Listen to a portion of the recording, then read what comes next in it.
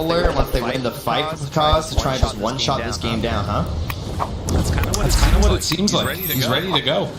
And OG, they are trying to take the slow, steady avenue of building damage. That's crazy they have no buybacks on OG with this agents and everything. They don't have any advantage coming to this. Yeah, that's really scary. They almost have double black hole. 15 seconds.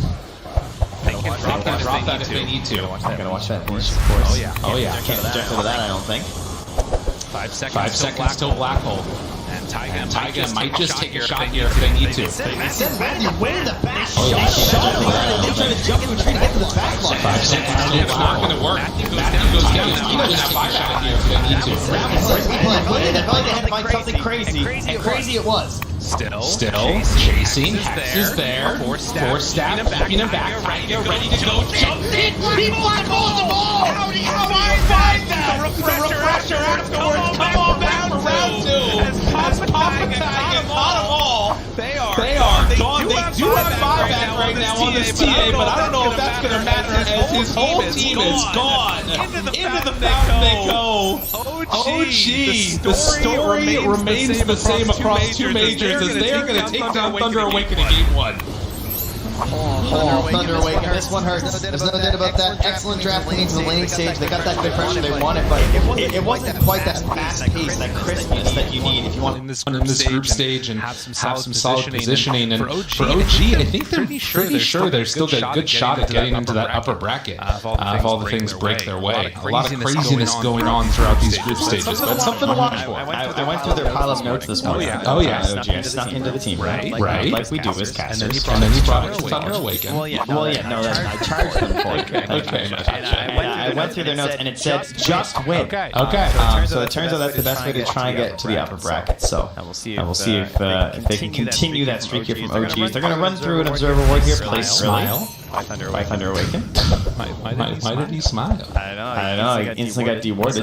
So that's part of it. He was trying to do some big brain play. It didn't work. It's unfortunate. They have another ward here towards the mid though. The wrap. And you're on the wrong side of the fissure. Ruin. They're gonna give him some old high fives and eventually get the kill. Actually takes it. BZM looked like he was trying to secure it there, but you know. I'm thinking alone probably bumped into Seb. That must be what the smile was. Okay, that would make a lot of sense. Heading off across the map to pick up the bounty runes, but first blood, always nice to get that. And I think also manages to find a little observer D ward there. Yeah, I'm surprised they didn't kill it actually. From OG, that's something we've been seeing a lot of, right? Where it looks like you got caught, right? Yeah, I knew it. He tried to use it to secure first blood. This is the thing, right? At the end of the day, these are teenagers. They're playing for a lot of money. They're really good at the game, but they're also kind of goons. He's like, they ban all my heroes. All right. You know, I think I deserve first blood. Exactly. So much to ask. If you're gonna put me on CK, all heroes. It's an interesting one in the offlane. It just it kind of gets the job done. It reminds me a lot of the Dragon Knight, you know, where you're just like, yeah, I'm a stun, I'm a body. True. I guess that's what I'm going to do this game. Find some stuns. Head on into the fray and make some space that way Seb can come on in for the cleanup because you know Chen a little bit less big ulti centric compared to the Enigma black holes that we saw in the last game. So it's going to be up to Seb to put his old man hands together and make some plays. He's been loving the shit. We've seen some great moves from the Fisher with the Shard, no doubt. Particularly yesterday in the matches versus RNG. Did an excellent job of utilizing that Shard to its maximum potential, even when he's on the poorer end. So now he's just securing some last hits with the old Fisher here too. Getting some harassment out where he can as well. But yeah, stuff to watch for in the laning stage to see if maybe OG can have a slightly better go of it, because Thunder definitely really took it to him in that early going. You can see Sacred already 8-1 on his last game versus 4-1 on the jug, but already looking pretty good for Thunder Awaken in terms of the lane setups. Looks familiar. True. Kind of what happened last game, unfortunately, not able to carry it all the way through. So see how that pans out here this time. But The general game plan here with Underwaken, again, very similar to the last match. They're going to try and get across the map rather quickly. Because there's a couple different options in terms of itemization for this hero. We've seen a lot of the Battle Fury, and that'll kind of be the question. Do you want to go for this Battle Fury build, or does he maybe try something a little bit faster? It's not to say that you can't really play active and involved with the Battle Fury, but I feel like there is options at like the next level. So yeah, that's not the way it's supposed to go. No. Sometimes there's a bit of a backfire there. Speaking of reporting, I mean, I wouldn't be surprised if Port Seb should be coming up next. But also be great for the PZM. Of course, yeah. I feel like once the game starts, going to start to heat up a little bit in terms of the comms. But passes over a Tango is recompense, and this lane is something that they're going to need to be really worried about for a while, right? You've got so much like early fighting potential there with Matthew playing on this tusk, which he's been really effective on for a while. Especially if he hits 3 and decides to take the tag team with the help of the Snapfire. It's great escape. You can get like right on top of each other. Rotation's over for the bounty runes, and in the mid lane, more of the same. As Alone has been standing in and doing a really good job with playing with his team Yuragi.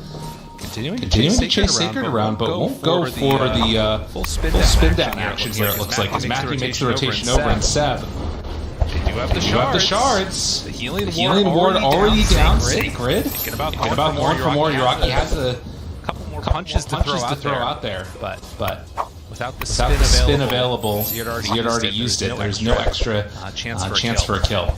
Yeah, lots of trades back and forth up top there, whereas down bottom it's like Tyga's just doing his thing with the creep camps, and Pandamoo not really able to exert that full dominance. He gets gone on here. Oh, look at that damage repentance. God, the creeps, they just beat him down. Taiga finds the kill, trying to survive through this, but there's still punches coming out onto that Monkey King. And Taiga even getting the deny on his own creep afterwards. He's been working on the Chen. Dies in the first blow, then dies in lane on this Viper. Not what you want. Like, this is something that this team and Panda has used for a very long time. Even last year, he was one of the first people who really tried to utilize this support position 5 to the maximum. And they would often draft it at the start of everything just to ensure that their opponents couldn't play Bristle when it was looking like a really strong hero that particular meta. So he's well known for it. He used to dominate some matches in the lane, but I think over time he really just realized, like, just don't get right click like 6 times. True.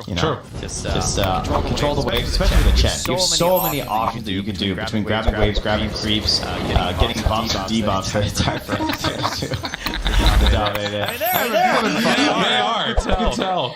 Hey, go back. Don't die. Yuragi lets him go. Listen, if Yuragi kills him, that's just bad, man. Yeah, that's not acceptable. Pakaz gets brought down, Amar finds the stun, and look at those creeps just running at you. You can't trade little nice armors on him. He's tipping the support Viper running away. It's like, yeah. Oh, that's good. See, that's the big play. That's the big brain play. You tip the person, you start to try and create some frustration amongst the team. Alone. Goes right on in. Torn afterwards. Able to correctly predict EZM's direction. And almost there on that other Tidebringer slap, but not quite. Matthew and Seb are at it again here. We move a cookie follow-up after here, though. Yeah, and the tag team, Seb, he's in some trouble. Snowball. Very nicely played. Couple more punches. The cook dead. Matthew. Oh, the body blocks from Sacred. Nice done. Yeah, that's even across Yuragi if he wants to. Just bop him again at close range scatter blast, but has to get to the wave first. Oh yeah. 2 to 3. Good amount of skirmishes and action happening. Taiga's been doing a good job of holding down this bottom lane, and with the pendants coming out, they might find another avenue for a stun. Yuragi dies top though, so both safe laners really getting bullied a little bit as Seb made the rotation down bottom. Can they find another? EZM pulled back in, Torrent's there. He misses though on one of the Tidebringer hits, still trying to play interrupt. You have to wonder if that Tidebringer would have connected. Would they be able to find the kill? EZM.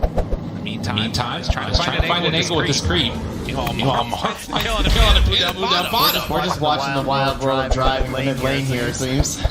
There's a lot of early action going on across all the different lanes. Yeah, Seb trying to give some space to Yuragi to get 6 up here, but now Pause, only level 4 on this monkey, by the way. He's going to show up with his level 7 offlaner, the double jump. It's a hop, it's a skip, and it's a dump your body in the river. He sent back to Fountain. Dude, how Yuragi's really not having the game that he wanted. 0-3 right now. And as you said, level 7 had already used kisses on Snapfire 7 minutes in. Yeah, he still has 40 seconds on TP right now in Dota, so he's got some time. Think about what happened. Sigurd rotates the bottom lane, heads the Soul Ring, but nothing else. This is the highest level hero in the game. Sacred ahead of both of the mid laners. With Matthew and Zoe, the boat coming out. They're connecting.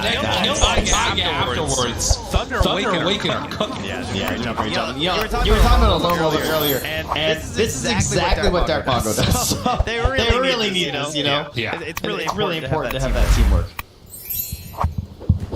6-5. I mean, again, it's not a huge lead as you would anticipate. But the big problem is that Yuragi is giving him a Midas again. He knows what he needs to go for. Has to play catch up eventually, but it's going to be a little bit. It's also different in some other ways too. Because like I talked earlier about how Thunder Awaken as they jump onto Seth here, of course. With that break being there, shorter stun, still not sure enough to get the kill. But we talked about this idea of them having weaker push on Thunder Awaken. I think that is true. Like it's hard to get the objectives this time with the Templar Assassin, particularly that Roche. But at the same time, OG doesn't have that same global presence this time either. So it's not going to be as frustrating when you're trying to get this ball rolling and get these objectives and like trying to force fights at towers without losing objectives across the map. Thanks, they're not English Nature's Prophet and Straddling Evoker. Right. And in a way, it might be much more of a back and forth type of fight where there isn't that big engagement ending one with a black hole coming out. Or Shaker can sometimes fill that role, but it takes a long time. We're gonna smoke him right here from that Shaker. Well, BZM. We cast a couple of Pango games from 9. Pango's been struck. Mar.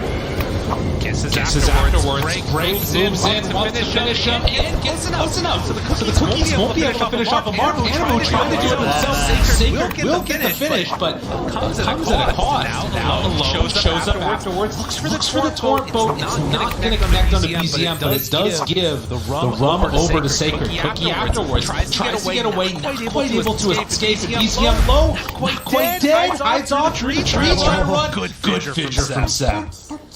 Stops the action. If they had gotten that kill, that would huge gain 2 cores for training the 2 supports, but in the end able to escape there. And yeah, this is just something that I feel like Leafs and Heroes struggle a lot on Pangolier in the games with the Cassie because of this inability to buy defensive items. Right? Every single time it's the same thing. It's the diffusal into the blink dagger, and then till they get anything else. And after that, if they just get stunned once, they can get blown up so quick. And with this Snapfire having such a good game, that's a real concern. BZM here.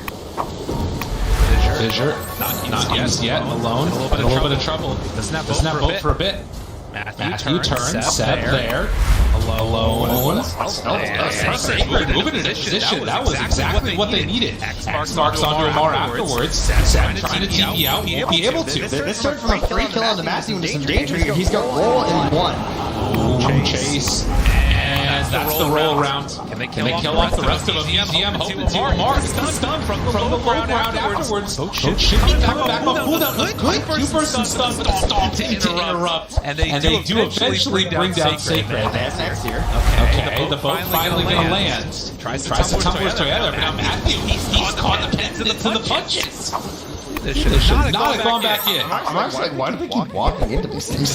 Just keep grabbing, I keep stunning. Everyone else is sort of fighting and dying. I'm just the stalwart force hero and I don't run out of mana. I feel like he cast Chaos Bolt like 4 times this minute, just sitting there throwing them out. So he's happy to contest. Unfortunately, does have max Chaos Strike, so wasn't that useful in a lot of that engagement thanks to the break. You can see right now. Plus definitely favoring OG. And I guess that's just anticipating the late game potential they're going to have. Right now, at the very least, Thunder Awaken definitely have a stronger fighting potential, but it might not matter if they can't take those objectives later. Part of it to me is the Chen as well. Like, you see the Chen, he actually just passed Yuragi. Taiga, like, Puppy you see do the same thing where you can just get farmed so quickly on this hero, and it's also a hero that's very difficult to punish. Like even C alone is so close to him. He's like, I can't take this guy. No. All right, X's guy. Suddenly stomps are coming out. Got big old horde of units here. Just marching. And this will help at the very least, but the glyph will come out now. Try and stop that pressure onto the mid tower. Yuragi's still struggling to get towards the Midas, and as you said, sort of jockeying for position right now between him and Chen in terms of who's the most farmed. Thunder? At some point are going to need to sort of try some extra Watching background, we were like, what's he gonna do? Like, you know, is it going to like Battle Fury? He's too greedy, and then he just queued it up. He went and clicked it. Golden glove. We love it here. It's a Midas meta at the Arlington Major. Every game's gonna Midas for us, it seems. Well, this game's gonna have two. Not bad. You know, Amari's still got that glove. You know, the armlet's still flying out. It's not too late. You could return it. That's true. Get the air back home. You know what? But no, he'll take it. Gets completion there. So big damage boost now for Amar, especially again with the max out Chaos Strike. He is ready for the big deeps. And do they want to go on him here? The healing ward down gets that kill first. Matthew just bit of a psycho. Cookie get away. Yuragi finally has the Midas. Does not manage to dig up a creep. But will finally start building back up some of his network. Although the X mark is there, not opting to go for the spin away. Feeling confident. Classic OG. 2-0 here. Seb goes on down. So Thunder find themselves another kill. Well, down bottom, they're making this movement. Running in half HP Yuragi. Oh no! BZM. Dude, he gets stunned on purpose. Sacred, he's out of there. BZM is going to pop the ulti to try and run him. Sacred gives off his battle cry. Tries to get the cookie out. The boat is there. Going to buy a little bit of extra time, but the stun interrupted it, so Vote doesn't connect onto Amar. They have Wukong's command down as well as Mortimer's kids. They do manage to cut the tree, but he will burn down in spite of that armlet. Torrent catches as well. And the move Sacred right on top. Omni/slash not doing a ton of damage to Sacred at all. They drop that Echo Slam down. Only the Viper and the Snapfire so far. Can they get more afterwards? Seb down. Can they kill him? Matthew going for a couple more punches. The Boundless Strike interrupt. But these checks are starting to do the damage. The Stomp is out. They connect. They find that kill too. 3 dead for 2. Wait till you see this damage from Taiga's fight. If it all shows on the fight, he did 1,487 damage just at the end too. Like he was just penitent. Oh, you got 1884. You got better numbers than I do. He just penitent constantly. He did the most damage on his team. Yeah, it's wild. I mean, this is the dangerous hero, and you know why you can just run him at you. I mean, still you've got that sort of triflor of built-up like beefiness coming from Thunder Awakened, but the Chen difference maker. Well, I mean, because saw the light, and it's going to be the lightning. He's going to go for the Maelstrom instead of that Midas. He's got to get rid of these creeps, right? Like. Try to play these waves. It's the middle ground item between like combat and farming, like the Battle Fury, right? Yeah. Not the only just really strong here. So this fight starts out really well because they attempt to bait it from OG. It's general idea of just like, okay, we're gonna smoke a couple heroes, make it less obvious because they were running through vision that was here from Thunder Awakened. But again, just like game 1, Sacred is getting these long bombs, snap kills that are very hard to deal with. Yeah, you mentioned the cut, that was huge too, because that could have like helped extend that fight a little bit further north. And then we watch Taiga, he just throws the pendants on, the creeps run over, and watch Panda move. That's still demolished. Completely gone. Step. We'll get found here in the woods. Taking a walk gets brought down. And this sort of duality that we've been seeing of Thunder making a lot happen in the moments where there's a little bit of chaos, and when OG come together and sort of pick that target prioritization, they're the ones that are winning the fights, it feels like. Yeah, it's maybe going down here, but I will say as well, his Fisher is also part of why this has been working too. So, there. Sacred, I feel like he really needs the shard. I think he has to go shard first before the BKB, because they still need to get it on this map. I don't think they can like rest on their laurels here. Yeah. I want to give a shout out to Alone. Like, this is a hard Kunkka game. You've got Pango who can do the roll up eventually later on as well. Oh no! Am I caster cursing? Oh, what have I done? I'm sorry. I'm sorry. Shout out to Alone. Dang it! Shout out to the Tier 1 talent. Look at him go. Having a great game here shooting those projectiles. Yeah. And it's a hard game for the Tier 1 talent because there are enemy heroes. But you know, he's been doing great the last 17 minutes. I'll accept it. Oh no. 13-13. We'll just move on. Alright, sounds good. OG. Are they going to go for Roche now? There's a lot of heroes nearby. They're marching. Under. I think when Chad takes creep, they should get instruments. Be a marching band. I like this. Yeah. This is an Arcana. I mean, we all know Chad needs an Arcana. You're all going to vote for him next year because you got fed up. I get it. Kings? They know. They are aware. The kids start coming out because they drop the Wukong's command to jump right at the start. They find Rocky. Good chunk of damage. Seb, he got an opportunity here in a moment, but already in the pit, starting to walk forward. They try to extend it, and that's the ages. Well played. Seb on the outskirts, but that Wukong's command is a good chunk. He's able to survive. Oh, he eventually gets brought down. Your Rocky also going to keep the deck broken. No! No, the stun, dude. It was still so much damage. It didn't matter that the snowball dodged so much. Alone living through it. Do they have enough? EZM triple kill. Trying to survive. He has so much damage mitigation. Sacred trying to bomb with the lift up. The jet. It's him and Sam. Him and EZM. He wants it. Punch in the dark. Somehow, someway, OG come out on top. Oh, Taiga just in the back, helping out the whole time, doing some mapping with the items on the ground, trying to make himself all in long. And he gets even more heals for the next engagement now. And Thunder Wake was looking like a good start to the fight with the surround, the perimeter they managed to get there, but completely taken away by BZMS. You can see. Dude. I mean, the snowball saved, but the Echo still got in there. It didn't matter who was broken. It just was an absolute mess of a fight. Hard time getting the damage from Kaz as well, so you can see like he's waiting on the tree to hop in here for it, and they get the Roche, they get onto alone, like damage, it comes from OG obviously, but just BZM just get through in this one too. TD Rune throughout the engagement. Not able to get that much out of there. For old Thunder Awaken. Yeah, I think that Thunder attack with the Echo Slam. But the snowball save from Thunder Awaken there from Matthew, but just too good. BZM just slapping the whole fight. Not able to really lock him down and just try and focus this pack. We're talking about the weaknesses of the hero being kind of frail, but you're able to just get through there, being backed up by Taiga the entire time. You can see the strength. Wow.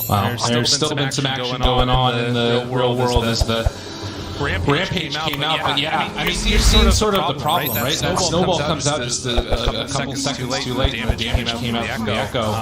Seb making the plays that he needed, and with again, not a huge lead. It still feels like it could be anybody's game, but definitely a big win from OG in terms of the momentum of the game. At the very least for Thunder, they didn't manage to get that Aegis, which would have been a huge blow. Yeah, OG looks scary enough. If they had a revive here, it would be more dangerous, but certainly feeling in control. I think between this Juggernaut and CK, just, once there's a BKB on him, Mari's starting to wonder, like, that's fair with him at all. And I think that's part of the worry here is, the plan is for Thunder Wake. We don't really have these scythe heroes against. It can take so long before you can get there, like alone, or kind of difficult to work that out from Kaz and take control because he needs a BKB just to go with his massive amount of damage from the Mjolnir. And it's a tough fights. They don't want to give him that opportunity. Still no Blink Dagger on the Earthshaker, but he's the one that's leading the charge there with BZM. They find the Kaz, but he manages to jump out after. Yeah, and again, with Shaker with the shard too, that's really needed early. A full stack of insults also. Thanks so much, Thunder, for building this up for us. A few more neutrals out here, it seems. Wow, look at that. For 38% win rate. Yeah, it has not looked great, but this game for sure you're seeing strength. Especially where the fight could take place too. It's fantastic rolling Thunders from BZM this game. And even without a Blink Dagger, yeah, it's actually kind of crazy. True. Making the moves. It's what they need. And they're going to keep dodging these fights, it feels like, on Thunder Awaken, trying to play that push out the side lanes type of draft. Part of it to me is that the support, not even the support duo, I guess like the roaming duo of the Tusk and the Sapphire. That's a pretty good way to do it, but he gets the spin off. They still need the God. Uragi. They're still Earthshaker. Yeah. They're not coming. They're gonna Omni. Hand of God in the turn. Oh, he's coming. Trying to keep him away. The double stun Seb right on top of a low Echo. Drop for the cut. They've got the answers. They will fight Tiger. He's trying to get some separation as Panda will get ran down. Alright, so before that happened, what I was literally about to say was that part of the problem is that Thunderwave, we know they need to play very quickly, and this assassination squad of Tusk and Snapfire is struggling to get kills versus this, particularly the Jug and CK, because you have to deal with the capitalization of CK and the global hand of God. And well, there you go, it plays out, right? They try to go on the Jug, he's got the defensive mechanism of the Blade Fury being there, and so easy saves after with Seb TPing him to the outpost. And he did do, I don't know if he was within range or just a little bit off, but didn't get the ghost ship into the torrent that can allow the otherwise Jug gets a chance to get the spin off. But he probably would have got it and it wouldn't have mattered anyways. Regardless, another moment where the fights have to be absolutely perfect from Thunder. And if they're not, this OG draft punish is hard. Part of it is that they have to find some way to force the Wukongs to be valuable. And that's very difficult. They're kind of leaving the Wukongs right now as OG. Yeah, they just kind of walk away. It's sort of the same reason why the Chen looks so strong in the early games. They don't really have any sort of like AoE punish. Like you can have like a torrent or like maybe if the snap with the shard will have a little bit of something there to set this stuff up. But overall, it's been hard for them to punish multiple units. The homies need a Gleipnir. Now you're talking. That's where we go. But they're still keeping that lead at about the same levels. You just know that at some point OG, if they want to kind of push this tempo a little bit more, it's still 2 minutes until the next Roche is going to be able to respond. Uragi with that Sanjin Kaya now, Sanjin Yasha rather, unlikely to be brought down that quickly. Up top, Cods, they find him in the trees, hide away, drops the Wukongs even. That was never going to work. Well, you got a long respawn anyway, right? You know? Sure. Give it a shot. With that, nice little window again. And they're just going to keep this pressure on the mid, because why not? There's no Monkey King for 50. Certainly forced into some unfortunate plays here for Thunderwave and trying to cut his way, trying to push globally. But overall, it's the slow pinch here from OG. They sort of squeezed you back to your high ground. Helped out by the Chen, helped out by the global disengage and save that they have. It's just hard to get on the map and try and make these plays right now. Particularly because Sacred just got the shard right now. So I guess that's a decent opportunity. They could try like a smoke play there. But right now, it's a double smoke after a loading. Oh, he's just shopping. Oh, he's walking down the other way. He needs the thread in the melt. It's not going to come over his direction. Dropped afterwards. A little bit weird with the trapeze. He got one of those wonky grocery carts. That's true. Always to the right. Got the one wheel. Yeah, spinning in a circle. I'm sure the next Rolling Thunder will be better. You get one. I mean, BKB push, you can't change stuff permanently through that anyway, so if there's like, if you don't have the perfect amount of stuns to get out through, and you have to rely on the Rolling Thunder, that's going to happen anyway. You Pango players know what we're talking about. It's They're all upset about it. The lead just keeps on growing though, and OG will play this stranglehold match position that we've seen so many times, and 20 seconds till Roche comes back up. I'm thinking this is going to be a quick one. Quick Roche spawn. Ooh, Mayor's favorite game? That's right. Okay, how quick? I'm saying 15 seconds. I'm going to go with 36. Okay. Yeah. We both think it's quick. It's quick Roche. Absolutely. Sacred? Oh yeah, they're just going to go high. Maybe they don't care about Roche. It's going to be a 2-minute one. OG don't feel like they need it. No, I don't think they do either. Again, the save, the backup, it's all there. Got the heals, got the healing ward down. Alone moves on it. Matthew is there for the bounce, but just ran over it. That's a blink in from here. They kind of commit a little hard there. Positive as well. Okay, goes for the backline. Stun hits nobody. It didn't hit him. And now a 3-second stun, pulls him out of the direction, pulls him out of the Wukong command. And with the Omni Slash going, Grungy will back up a little bit. Mortimer's Kiss is not doing enough. And Thunder, they've just about used it all. Spin going back and forth. Do they have enough? Can they kill off the EZM? Alone, trying to do the deep, but he gets outside of the base. And still nobody dying from OG. They're so survivable. Incredibly tanky. They will buy back on the Tusk now. Just this Vlad, this divine favor. Divine. They move on in. EZM, good job with the roll-up. Panda Move can't keep after them. As the Snowball Save will be there onto the creeps, head back to the base. Sacred gets the blink out. Matthew, chase back. They still have the buyback. Oh, he did it to him. Oh, baby. Oh, baby, a triple. Like dagger. Run up the Fisher, himself on the 4-stack there. Stand tag. Yeah, you make some cool plays near the fence too. Oh, that hurt. I felt that.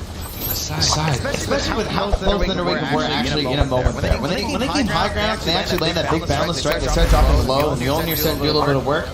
You saw them lining up Sacred there, it's a big scatter blast, but it wasn't like quite back in to chase it on the 4, and when you miss that moment, it's like trying to push trees versus tree, you know? With this Chen in here, look at their HP pools, you can see them all moving upward. God, the stun pulls them back into the base. That would be That's just backed up this fight so long. Yeah, they can't. It's too tough. An OG, they want to end this one quickly. It is early day with only 3 series and trying to finish this off alone. Again, stun, wanting the tiebreaker, the snowball onto the illusion. So that's going to buy him some time, but only enough time for EZM to go back and forth on top of him. A double from Mar, and Thunder Awakened was a valiant attempt. I don't think they've got what it takes in the end to hold off this aggression. They kill themselves another.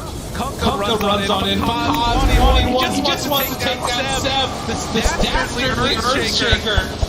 And EZM back through onto both. Monkey King is dead. GG is going to get called. OG, another 2-0. Yeah, leveling up even harder in game number 2. Fantastic. Best angle I've seen in the tournament so far. Just, when his team needed him most, he kind of was big. Hard to caster.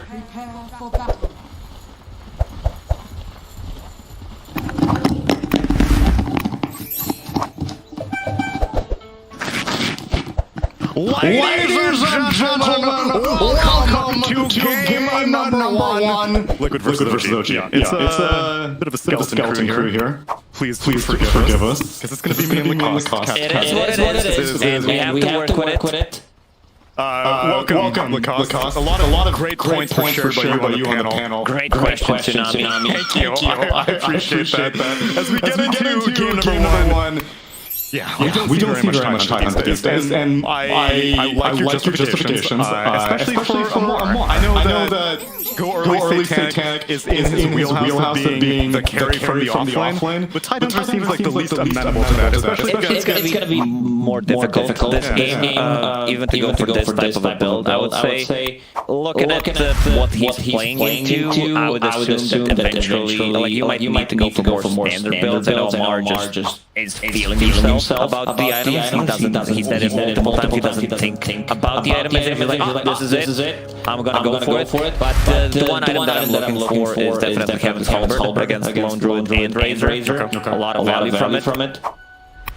That's when, you know, Time Hunter gets his items and everything, but make Pudge. Yeah, he's gonna be playing the safe lane. And setting mid on the Lone Druid to go head-to-head against It's difficult for Pudge. This is something that we didn't mention, but you can't land a hook against Puck most of the time. It's very difficult. What is easy for Pudge? Easy? Yeah. Messed up. That's very easy. Believe me. You can do that from all levels of the game. So I'm Tri-lane. First Tri-lane. Okay. Wow. Unusual to say the least. Careful. What Liquid wanted to do, I don't think they wanted to keep the tri-lane, they wanted to surprise them and go for the kill, and now they see CMR. Hook is available. Yeah, it's very tanky though. Boxy with the hammer creeps here, so they need to fall back a little bit. And now in the top lane, Misha, he already rotated. Yeah, but Good body blocks. He's trying to get back to his tower, but it's not going to happen. First blood goes away with Duragi, and now Boxy decides to show up top after the first blood attempt. It does not succeed. Are we counting the hooks? I did not see the first meat hook. I'm gonna assume that was a miss. I know. Typically, production like doing a low rate every single time there's a punch in the game, and compiling all the hook misses. We'll see if that is the case. We removed it. We had it. Minus HA.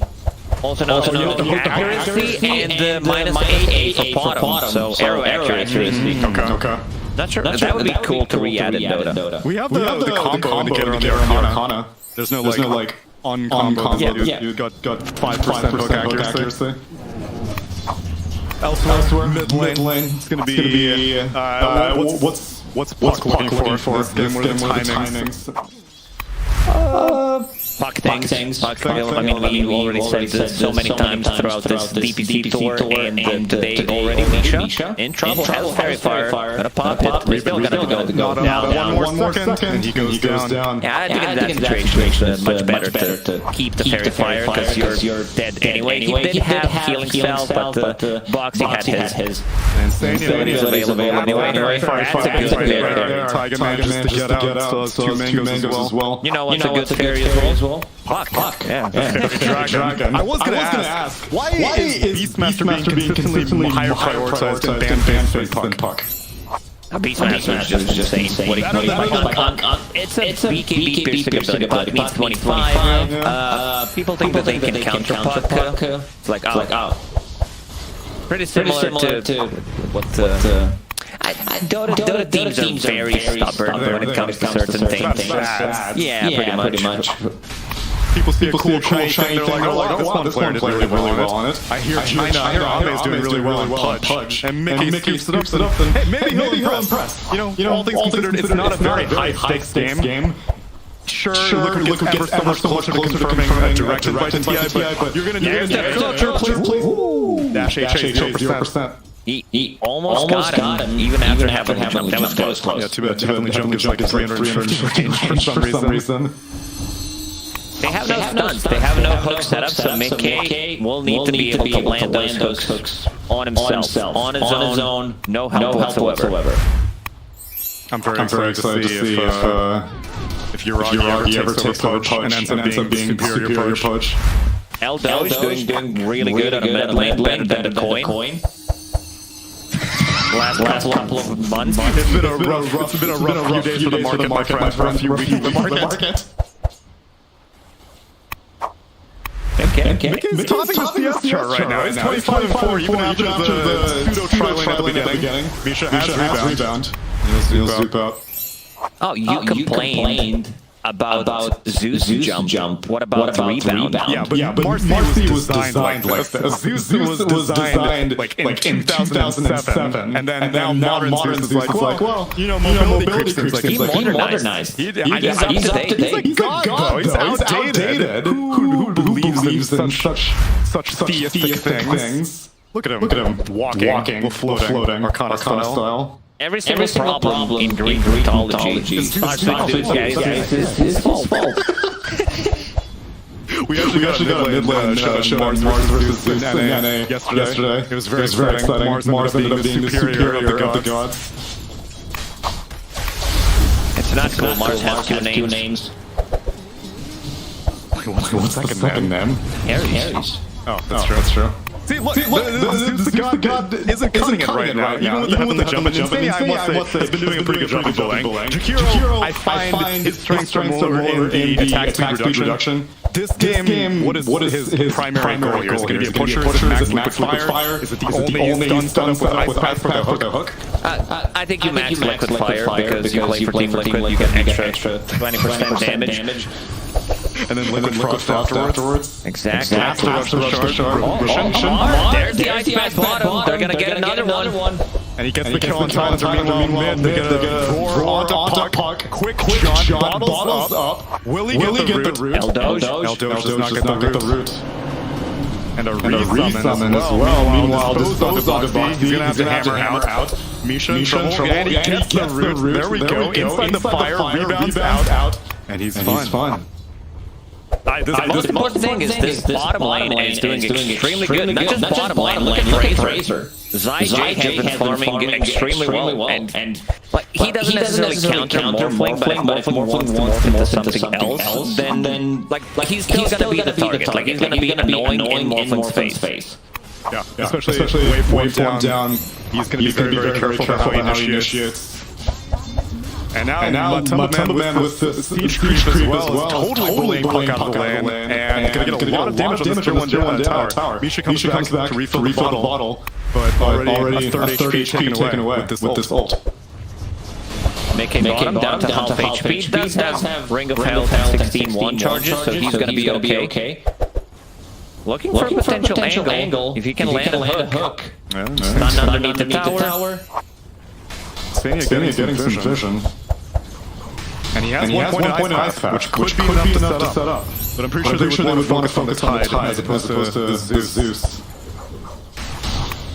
Tide does not have this jump ability that is super balanced. Don't worry. DP top, BZM making a rotation. They get the coil.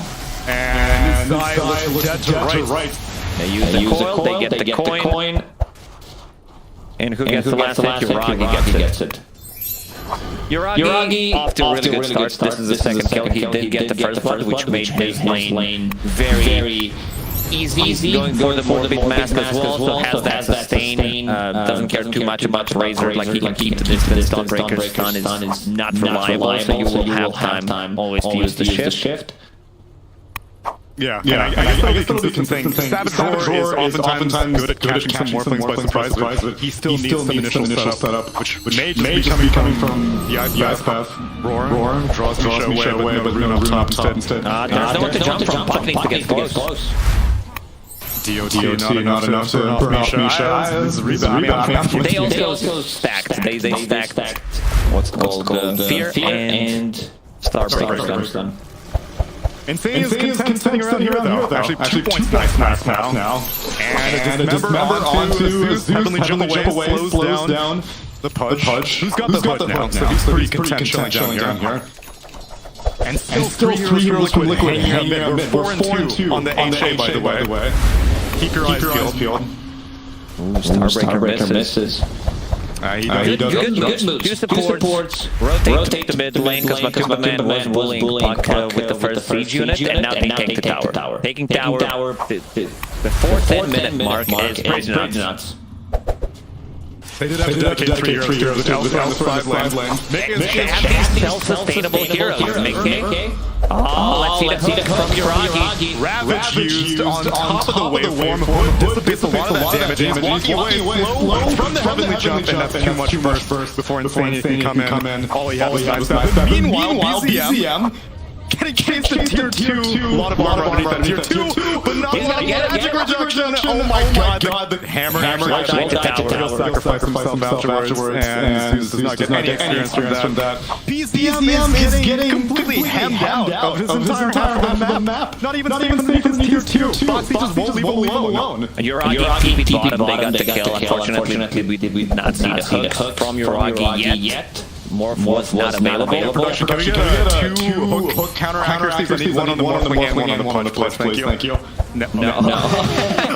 Straight up, no. Too much work, Tsunami. I do not carry the clip. Oh, and asked, he would have gotten it. BZM. And the real play-by-play cast would get it. I'm an imposter. For what it's worth, maybe not as self-sufficient. He's just been cruising around in the jungle, which is now Matu's job. They've just completely taken over OGs. Nothing to jump from. Puck, once again, needs to get close. And he does. Mask of Madness on the Baron, not enough to chase, but seems like Liquid has been taking tower after tower. It definitely goes in theme of having a hero on your team. And Boxy policing his bot lane. And Mickey Invis. I don't really know if this counts. This is he's just gonna walk up and do it. He can get it off. He's just gonna walk up and do it. I mean, he gets the kill. He ends the killing spree. So he gets the credit. But do you really respect it? Where's the flair? Where's the panache? I mean, Pudge was involved in 3 kills, only 2 flash keep. Not a perfect one, but it is what it is. And now on the top lane, Matu rotates, they take the tower. Yeah, the tower damage has been severely lacking from OG, which is part of the criticism that we had out this Tidehunter. Normally a player plays heroes that quickly manages to get to a net worth and an item timing that he's like, okay, I'm going to show up to this lane, everyone's going to group behind me. He's farming a big juicy stack right now in the triangle. What's he going to do with that stack right now? He's going to continue farming, infinite farming on this Tidehunter. Razor also progressing quite well, significantly better than Tidehunter, so as far as offlane net worth is concerned, Zai's pretty thrilled with the situation. Trade-off that you have the one position Pudge, who is keeping up with Warflame, but I imagine that gap is going to start widening his box. And the true carry is Lone Droid, Pudge is just there, existing box to get to deny. Yes, the Guardian if he wants to get out, but the Adaptive Strike cancels it, and he will give up his life. Okay, so true carries Lone, but you did mention on the panel though that the carry I lost on the panel to not be. You can't bring it up. If I say something that's just counter to what I said, if it's something completely different, you don't bring it up. Anything you say in a panel can and will be held against you in a court of cast. What did I say? You said that the carry matchup between the Lone Druid. Lone Druid's not really worried about Morphling. They're doing two different things. Lone Druid's worried about pushing towers constantly, and Morphling's worried about, I'm going to kill everybody eventually. Yeah, I don't think they're going to go and try to kill Morphling, because they don't have enough offense, they don't have silences, so the plan is going to be deal with the rest and then go for the Morphling. Like what they want to kill is potentially Puck with the Ice Bat, bait, Tidehunter's Ravage, right now, OG, there's smoke. They're looking for something. They're going to find Insania.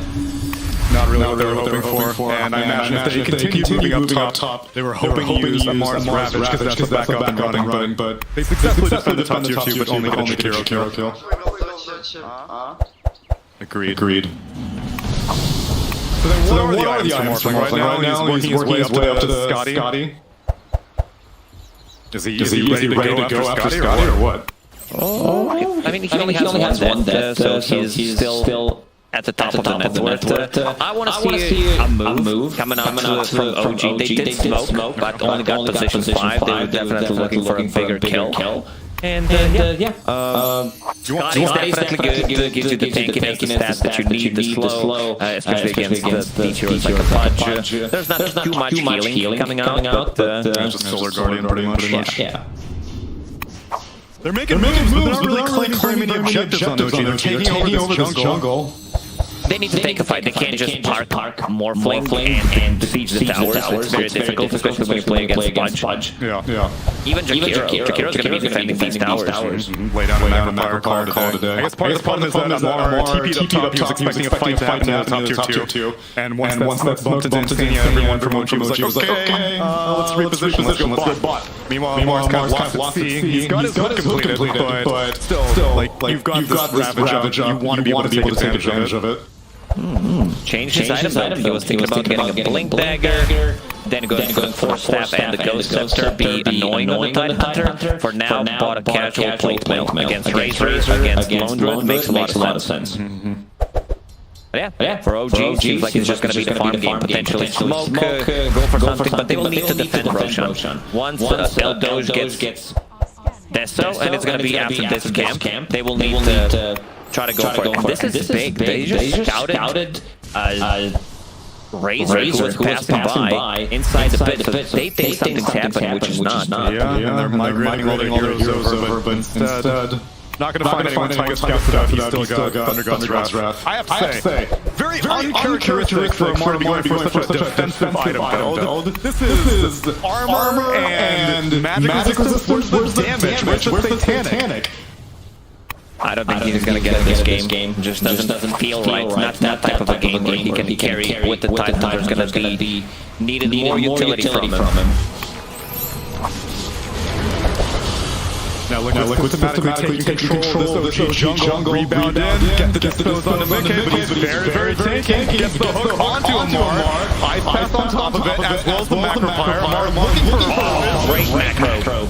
Colossus all down, and Amar starts to see the opening, moves onto the puck as well. There's the Ravage, stuns out everyone, no follow-up, Dream Coil. He's got it delivered, he pops it immediately, he's going to get out of the coil, walks away, from down onto the Tidehunter. Mickey snaps up that kill. Tidehunter's ammo on the run, he gets the shot down, and now it's more Hook and 5. He does have. Come on, Nikkei, let's get the combo. The gap is widening, and he's gonna give it up.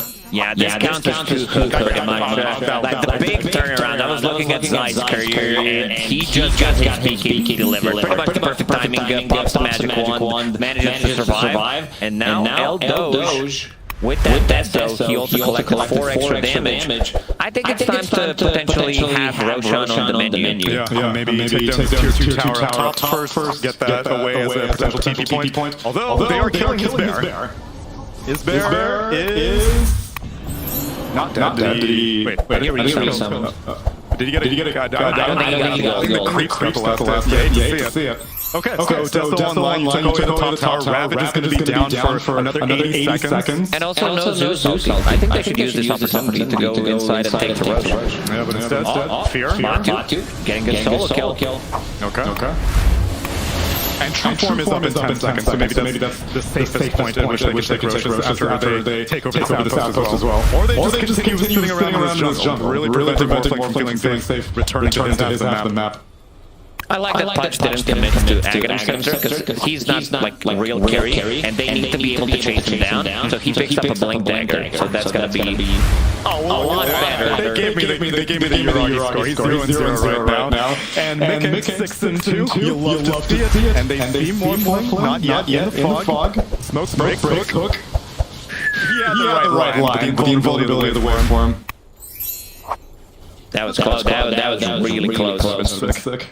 So what is Pudge's main job? Just to be a damage sponge in this game? Yes, most definitely. I'm not sure if he's even going to go for Aghanim's next game. If he feels like it, if he feels like he needs to tank, I wouldn't mind seeing a BKB of Pudge. Yeah, he just gives it up. Okay. And now Roche being claimed. Ravage is up in 10 seconds, but that's if OG get the read on Mick is in this, so he can scout things out and potentially break smokes. Yeah. There's the smoke. They're not going to make it there in time. Yeah, Matu's kind of losing a lot of HP to this Roche, though.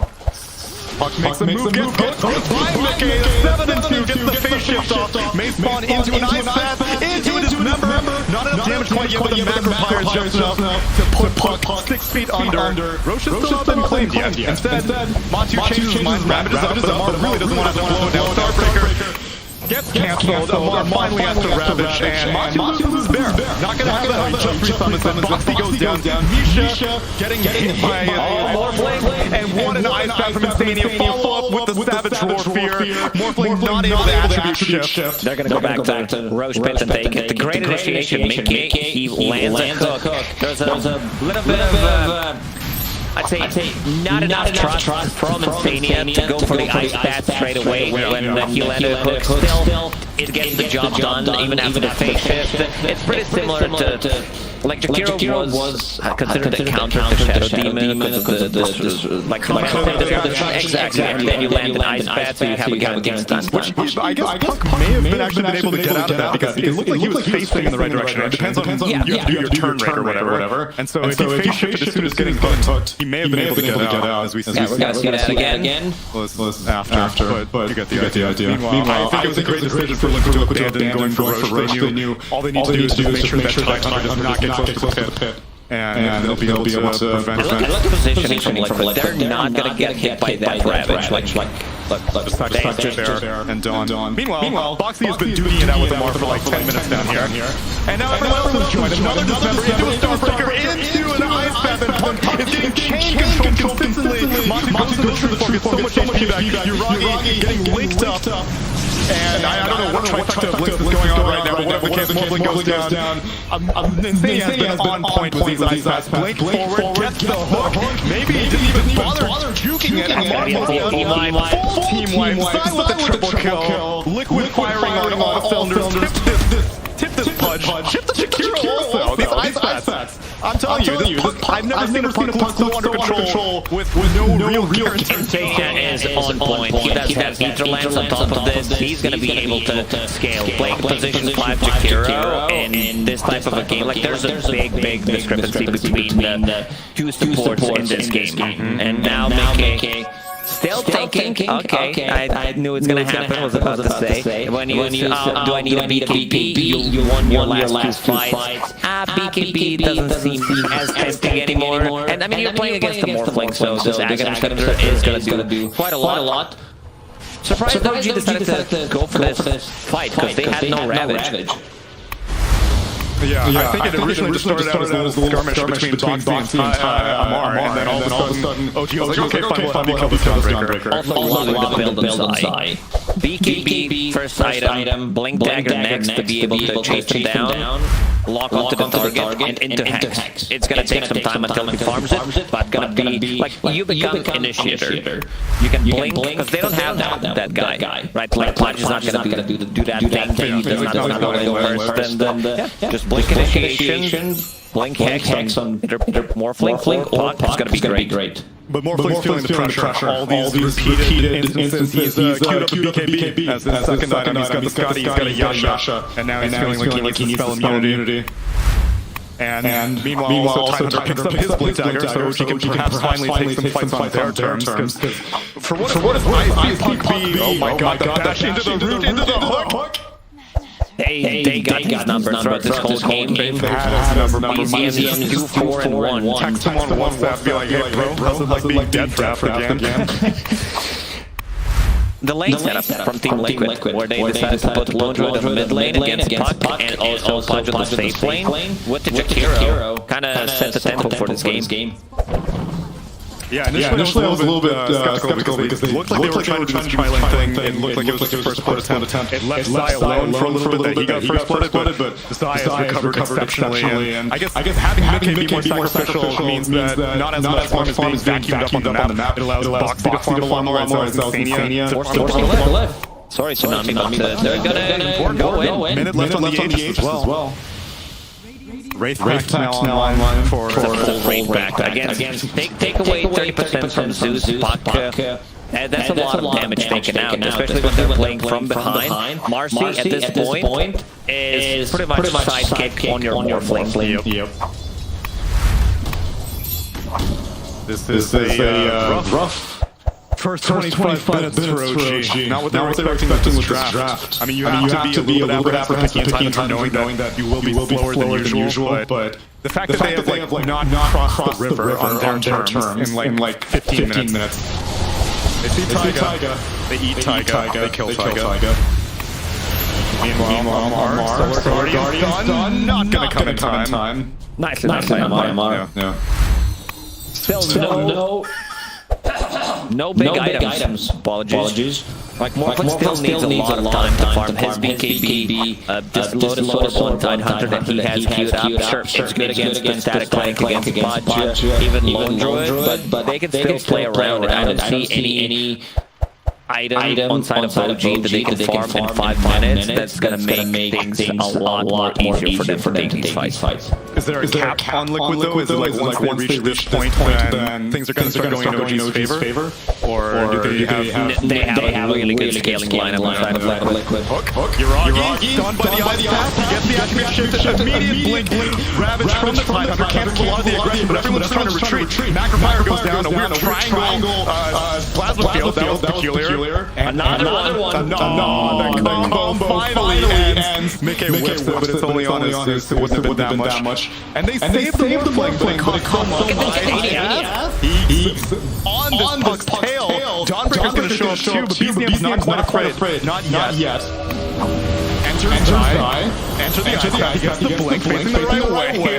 Gets the Dream Coil and jumps away. Meanwhile, Matamba gets the kill on Misha. And they're going to lose it. Another Morphling!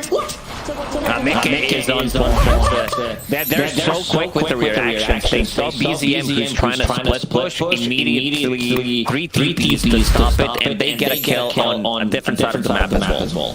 They get 2 kills, the Marcy goes down, and Yuragi's just hanging around the area. Taiga feels safe. Misses that hook, but he's gonna get him all right. And Mickey, wired in right now. Friendly tips, former teammates. Honestly, you should be pretty impressed. Yeah, this game is pretty one-sided. Same as yesterday, both of those games, Team Liquid completely dominated. Let the record show this does not change my opinion on Pudge. I still think he's an incredibly unreliable hero, but by God, Mickey is looking like a virtuoso on it right now. If you have a good player, it does become reliable. Should I give it as a hook stats again? I think it's like a 75% hook rate. 12 and 7, my friend. In a pro match, that's really good. Yoragi, 0%. That is true, actually. That's what they said. Meanwhile, he's been like rolling up the hill to get this BKB and consistently getting knocked down. I don't think he's progressed since like 5 minutes earlier that I thought, oh hey, he's building a BKB. Meanwhile, Zai completes his full fight device. And there is no save. There is dispose, but I believe they can, like, if they initiate with the blink hex, you know that there needs to be ravage thrown down, and it might not be a good ravage.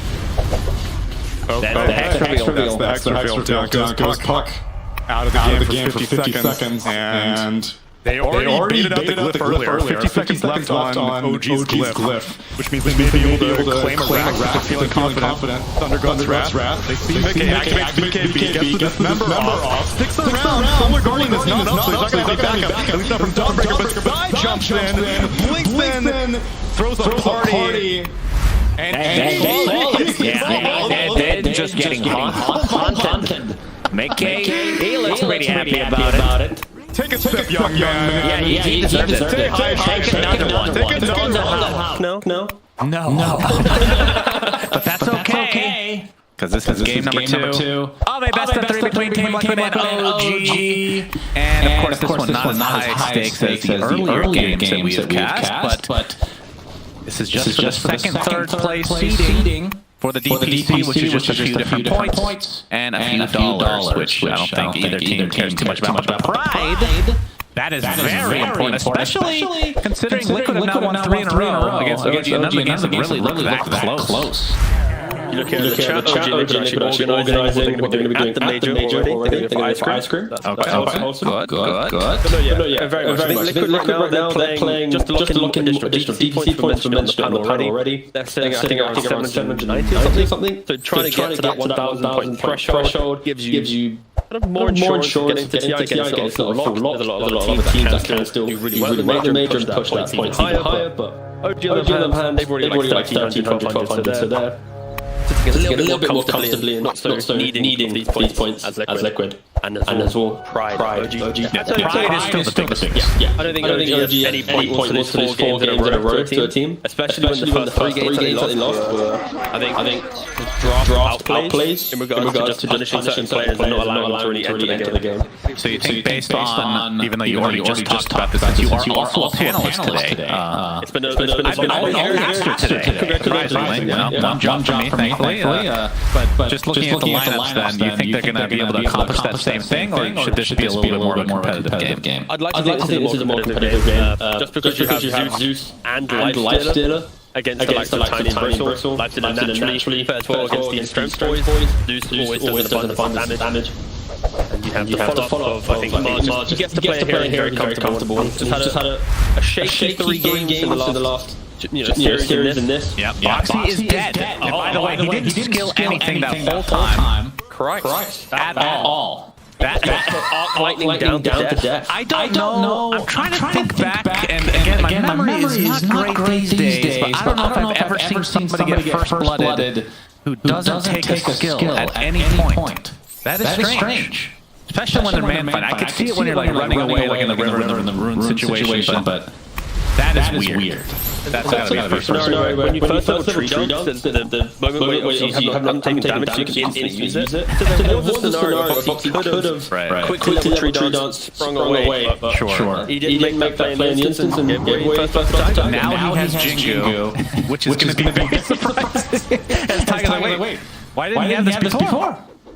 3 stacks onto Taiga, but he has some good distance away from Boxy, but I mean, this is the beauty of the position for Monkey King, especially against any melee heroes. Yeah, and I like the fact that Liquid put the keeper in the offlane role with the Bristle. So you're applying pressure. Keep that as 5. You kind of grief the safe lane. You should not stop pushing the lane in. You're giving a lot of XP to the offlaner. Meanwhile, your enemy safe lane will be quite aggressive as well. So I think if like, you put it into the off lane, you allow this carry burst to farm here, and then you kind of naturally just put a little bit more chip damage onto this lifesteal. Be it through the cools early on, plus illuminate. Again, lifesteal is a hero that he first playing this matchup later into the game. Early on, of course, probably one of the weaker laners. Yeah, the magical spam. It's not great. And like you said, the spam coming out from the Quill Spray Chakra Magic is a pretty dirty combo. That's an old school combo from very far back. As you see the Heavenly Jump. Get some extra space for Taiga in this top lane, or the bottom lane. Lifestealer as a hero this game, and we've had a lot of discussions about him as Boxy. Looking to get the Jingo stacks up. He's going to be successful, but he's going to get into a tree and brought down. That feels really bad for Boxy. That's 0-2 now. Specifically just for him, as each respective member of OG in that bot lane now each have a kill. Taiga doing an exceptional job just keeping the distance and also using the heavy jump to disengage from the cookie. If he ever gets hit by a cookie, plus then maybe a Jingo boundless, it could be a different story, but yeah, the position for Zeus. Matu, he's doing a lot of damage, obviously taking a lot in turn as well, but that is one hero that chasing becomes extremely suspect on because of the respect passive. But back to the Lifestealer hero in this specific game, does this feel like a good Lifestealer game to you? He has one, I guess a market link, he'll have 2 vehicles for a potential Lifestealer bomb, and aside from that, what else are we looking at? Kind of feels like a phase on the Deso into then potentially Agriculture, yeah, totally right. Please don't. No, I'd say like a AP or something armor-based because there will be this immense physical damage from tiny versus down the line.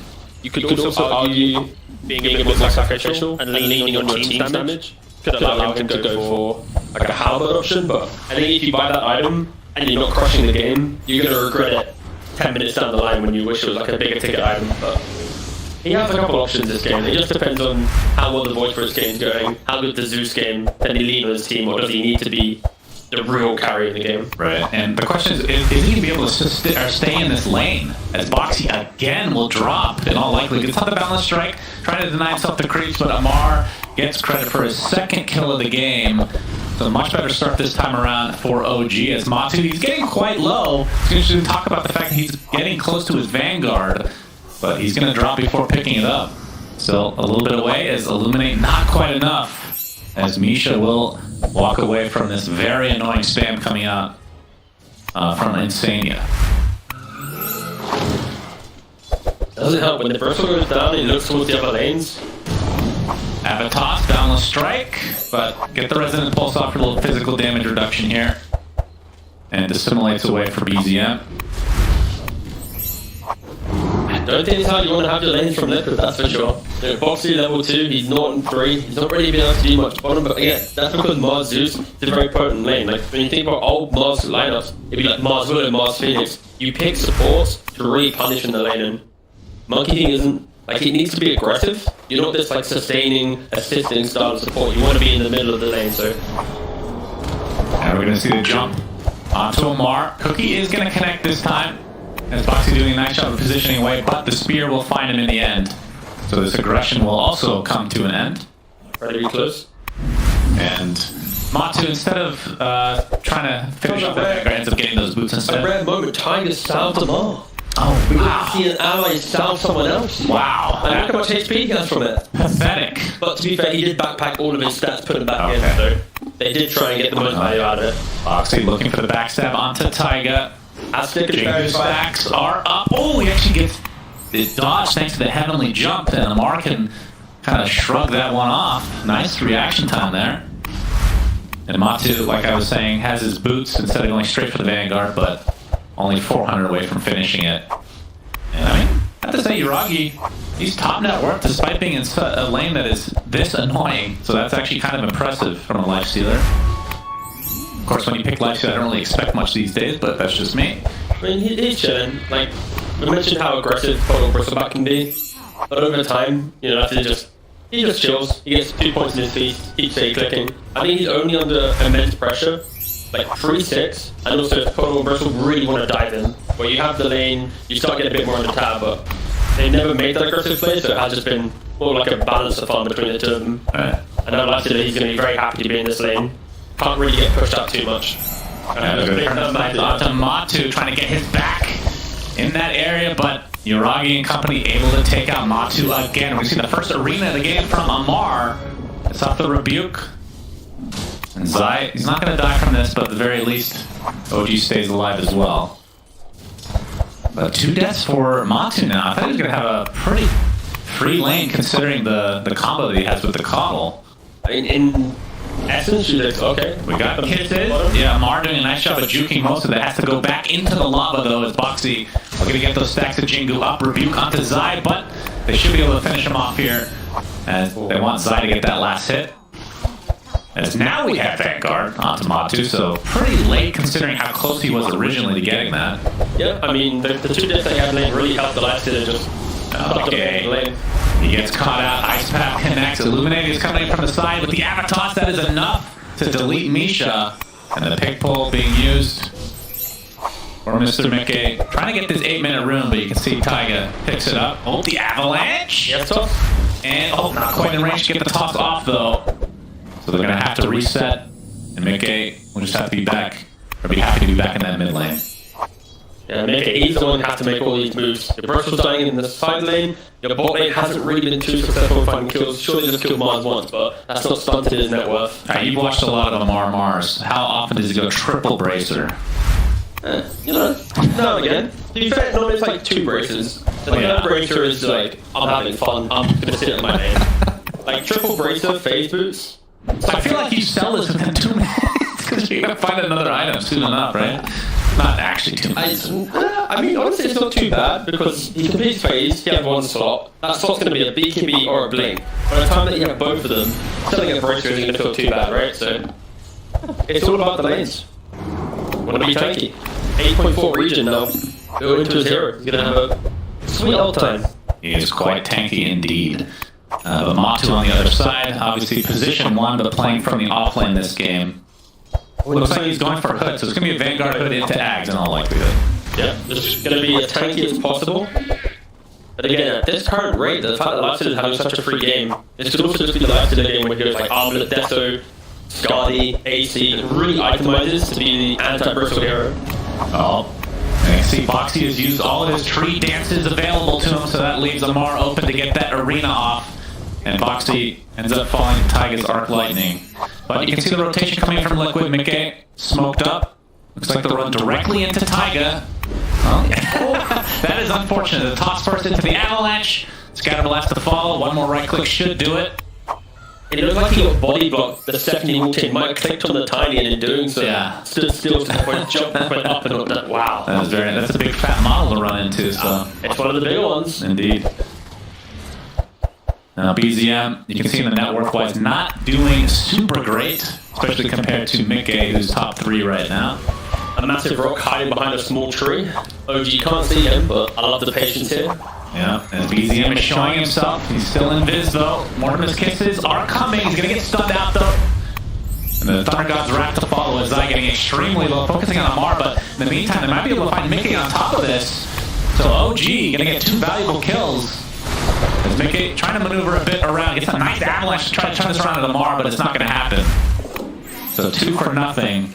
Liquid tried to utilize Mickey in that bot lane, but BZM had that inventory, so he TP's in, sees everything, and then just kind of Amar baits a little bit to force Zai to commit his ultimate, thinking they can go for that quick 2v1. And yeah, there's a nice heads up play from BZM there.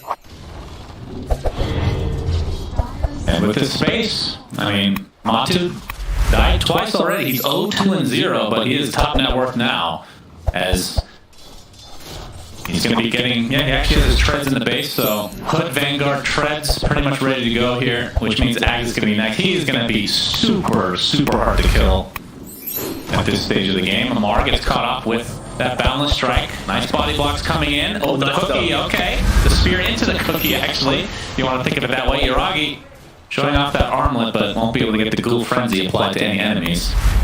Look at Zai playing his fight. He's going for a mechanism. Okay. It's all about the team. I feel like they're going to try and lighten themselves for this first Aegis. It's going to be a mech on Snap, the Echo Blink on Tiny, and then you put an Aegis on this Axe Bristle. They're just going to hope to roll over their opponents. OG, they have the heroes to deal with this. They just need to make sure they don't get surprised by not having. Ice Path forces Matu a different direction, but he's still super tanky. BZM's gonna get the haste, so no more chasing him, I do believe. It's up the 8th Remnant with Amar in the area as well. With that arena, forces him to look directly in his eyes, and he gets the rebuke off, and down goes Matu for the 3rd time of the game. Foxy attempting the TP out. Looks like he'll be fine. OG demonstrating the strength of voice for Mars against Bristol there. Got the Vanguard, you got the Hood. You're trying to be super aggressive, but at any point where your opponent can spin you around and do the damage, you get 100 to 0. Oh, we got the Avatos with the help from the Horsey, but Niragi ends up raging off most of it into the Infest, so Misha will be the vessel for him to heal back up to full. Good attempt from Liquid. I mean, based on how this game is feeling, I'd say OG is doing quite well, but you can see the net worth is very even. Yeah, it's a bit surprising. The kill lead going towards OG, but again, net worth somewhat favoring Liquid right now. And for a mod. Okay, so. Tread 3 phrases. This is a tanky boy. 1800 HP. And a chip vest on top of that. Yeah, that helps. This guy is one of the. He's going Vlad as well? Woo! Yeah, why not? Why not? I mean, we've seen him go so many different builds. The fact that he just does whatever the hell he wants makes me a huge fan. Yeah. Because it just feels like a pub game a lot of the time, except the difference is he's really good and it works most of the time. It takes a lot of confidence to be able to play a hero, read the game, and buy items that not many other people can buy. Right, as we're going to see Insane get blown up here. Matu can only stand and watch. Yeah, it feels like this build on Mars. He expects the team to come to him like his opponents, right? The blink initiating tiny, the first one to get into the middle. So he doesn't really care about the blink. And I think, yeah, if he buys his Vlad is having a good game. The lifesteal, the bonus damage, he's just thinking himself up to just help out his lifestealer. And like we mentioned how lifestealer naturally needs some type of amplification. Slaughter in that secret series. Yeah. He's going to have, again, it's Vlad's some of the best amplification, but it's the small things that will build up over time in these longer drawn out fights. Because OG, that lineup, even though you kind of rely on Arena to be your centralizing AoE teamfight spell, you can take super long skirmishing fights with consistent ice pass, Zeus spam, lifestealer just surviving, and finally they find Zeus. Yeah, they'll get that pick off into a tier 1 as well. Obviously, it'll be a cost of their tier 1 in the bot lane, but that was going to go no matter what anyways. BZM, he's going to be found out, but gets the 8th Remnant off and will be able to walk it off himself. He has the Kaya right now as Foxy actually went for a very fast BKB on a position 4 monkey. That is quite interesting. Alright, he changed up, he's not going for BKB. Okay, very good. Which is fair. Instead of Vlad, you mean? Yeah. I feel like casual blades of attack. Exactly, she just put on the ground. He just put on the ground. I wouldn't be surprised if he completes the Vlad still at some point in the game. Like, we have seen Moss go race back just... Oh, come on. There's the initiation from Liquid. He's horribly outnumbered. They're even going to expend the Wukong's command, which ends shortly after, but so this is life. And that's probably why he wants to BKB first, right? Less about the team, more about survivability. But again, I'm not opposed to seeing him actually complete that later down the line, like I mentioned. But Liquid, they get 1 kill, you know you have numbers advantage, you sweep, crop map, you find more. Okay.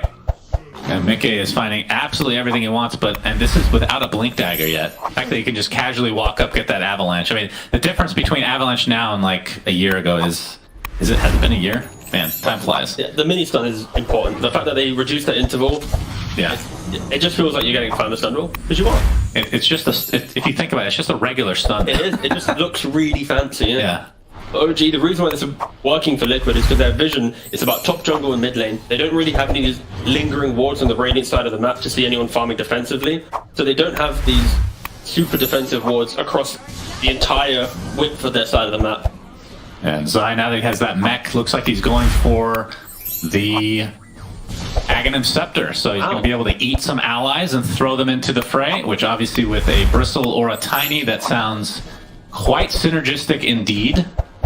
Just imagine that team fight. Some gobble up Bristle into some nasal goo spam with some quills. Oh yeah. That's going to be obnoxious if the Bristle can lock onto the backlines. And Lifestealer, look at his itemization. He's got the sand, he's got the armlet. Now going for a shard for the open wounds. Oh, that's an early shard, okay. I like the idea just for the potential slow, right? Against Bristleback and these heroes that want to walk around the fight. But it's not showing you, this is Yuragi, he's going to be the carry killing everything right away. Okay, gets the Avatos onto Amar, who's already at super low HP, gets the arena off, but He's going to drop inside of it very shortly as the Agnum Scepter now online for the Bristleback. Looks like Misha is going to be next on the list for Liquid. Straight away into Roshan after this. A perfect couple of pickoffs. Yeah. Amar not really tanky enough to deal with them. And when you kill heroes outside Roshan, yeah, free. There is potential to steal it. We've seen a couple today. They have Void Spirit, one of the better heroes at trying to do the steals, but only one astral step, sorry. And also because he's been revealed in mid lane, yeah, no way he can get over. So yeah, a free Aegis to Liquid at 17 minutes and 34 seconds. Looks to be a freebie, so Matu gets the Aegis. And another thing about the open wounds, which is a pretty big upgrade versus the old one, is the percentage-based damage that comes from it, which is obviously good against Tiny and Bristleback. But the problem is they're going to be able to dispel it relatively easily once they get BKBs. But we'll see how that works out as we see the replay here. Yeah, it's one of those things where some might argue you'd rather have your lifestealer scale into the game, like having a Skadi or something to just be like existing in the fights, get a couple stats here and there. But yeah, going for the open wounds, it does feel more like they're itemizing for post-Aegis fight. You're gonna have just enough items on everyone to give it a good go. But the fact that Liquid had the free Aegis, have the complete map control, it feels like. Oh my god, he actually found it here. Yeah, eats the tree, so that's a 4-second stun, and the ice path to follow, so Boxy's super dead. The 6th sense. I think there's a monkey here, huh? Got him. And again, going back to the open wounds, there is no BKB as Mickey jumps in and blows up Taiga. But we can see Mickey and Matu still with no BKB, so the open wounds is going to do pretty good work against them. But the problem is they are down 5k at this point. Mickey gets the Avatos. Not going to have much more lockdown, but he's pretty much out of Astral Steps. Has to walk it off the old-fashioned way, but that means Goo and Avalanche are there to take him out in tow. So 5k lead for Liquid with the Aegis still online for 3.5 minutes. They're going to get a tier 2. And there's nothing to stop Liquid. OG, they kind of need a couple items in their cores. And Buragi able to rage that off and TP. And Liquid are looking very strong right now. And it's funny because I know this match doesn't really, I don't want to downplay it. It doesn't really mean that much for either team, really, in the end. I will correct you. Okay. It does mean a lot for Liquid. They're the team that's on the fringe of, like, I think, like 11th place. Like, any DPC points they can get. What's the extra DPC points they get? 100 points. 100, okay. And I think they'll be bumped up to 890 after this victory, if they win, of course. Which means they're still in the top 12 currently, and if other teams tank at the major, they might get the slot. If they get top 8 and get additional points, it further secures their potential chance. Oh, we're going to see the Infest Bomb. Athena gets a 4-step, so we'll be taken out shortly after the Astral Step. Mickey already super low inside that Macro Pyre. As you see, the Lifestealer starting to pound upon him. He gets tossed away, and Mickey will actually live for now, but there's the Arena from Amar, keeping Matu at bay. Has to spear him away as OG already lost 2. Again, they're going against this Aegis, so they have to be careful. But there's the open wounds, but Foxy keeping his space, so Uragi can't heal up to a high degree here. And he's going to get bursted down as a result. So 3 dead for OG. And you can see BZM now. He has a Dissimulate available. Astral Step up in 3 seconds. We'll see if that's enough to get him to his base. It looks like he will be fine. And Matu's still with that Aegis, just unkillable. OG not even bother targeting him. Pretty awkward fight from both. I think the fact that OG was able to go 3 for 3 gives them a little bit of hope. They got the belch. They got the belch. There it comes. Oh, the stun just off. Well, actually, it's Tiger. I don't know if that's what their actual target was, but he's going to get away thanks to the Heavenly Jump. BZM, he's still here. Cookie, going to be dodged. Nicely done, but he still dies. It's that non-stop constant aggression from Liquid. They don't need to back down. There's no reason to. As soon as Mars uses BKB or Arena, the rest of OG, they don't really have that front line to help them. Sure, Lifestealer can walk up, but if you don't have Rage, you're also going to die, so it's hard to put your carry in these situations. This game started with OG having a pretty consistent laning phase, Paul's just farming, but they just got to the point where they just weren't able to. I mean, their draft doesn't really group up and make aggressive plays. They just weren't able to take the defensive fights that would stunt Liquid's grouping abilities. The fact that it was a free Aegis 17 just gives Liquid free entry to this mid game. And I do wonder, as Ty gets taken out, I wonder if Liquid has figured something out here with OG. or if OG is kind of belch. I mean, what is that? What's the other score line? What does that mean? I need more details here. As Matu's gonna get caught in the ice path, ages for another 30 seconds. Looks like they're gonna reset. And there's still there's 2 tier 2s still remaining here for OG on the outer portion of the map. And I do wonder what Matu is gonna build next here. Just completed the BKB, I believe. Okay. And also, Oxy, after a shaky laning phase, he's also very close to BKB, the recipe away. He's done a great job kind of recovering in this mid game, always being in position, kiting out a little bit. Some nice guns to layer on top.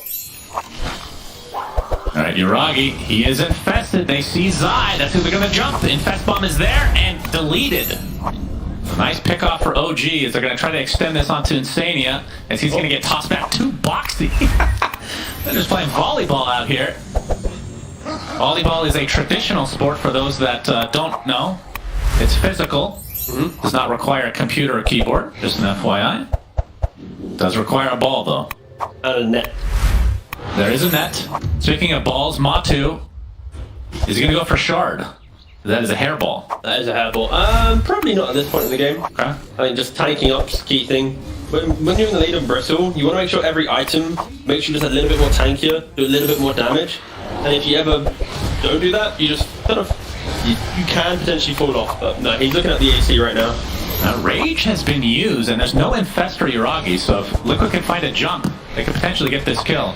Balance Strike slows him down along with the goo from Matu. Looks like Misha's going to position himself to die, but places all his spells to make it a little more difficult for Liquid to pursue any further, but Amar is just slowed to a crawl, gets tossed into the screen, into the skybox for Gaben himself, attempting the TP out, and he actually will be able to get to base, so Mickey not able to get that second hit there. A little bit of miscommunication between the Tiny and the Snapfire. Tiny tossing into Snap, gobbling up, using the belch command onto the Tiny, so in doing so allowed Mars to get the BKB off and survive. So is the belch score, is that when you... hit or miss, yeah. Okay, it's just a hit or a miss, or does it lead to a kill? You literally called it a belch. I did, no, I know. If he hits the stun, it counts as a Sunspan belch. Okay, so it's like, we can think of soccer or football for the Europeans out there. Thank you. It's the net, right? You're getting it in the net. You mean a goal? The goal. The goal is to get it in the net. Yeah, and the goal of it is to get a goal, and the goal is the point. So yes. You currently... Alright, hopefully the belch score by the end of the game will be a little bit more exciting than a regular soccer game, because it's usually like 1-0. Yeah, no, yeah. It's just awful. Unless you're like, whatever, who cares? Continue with your... I don't know.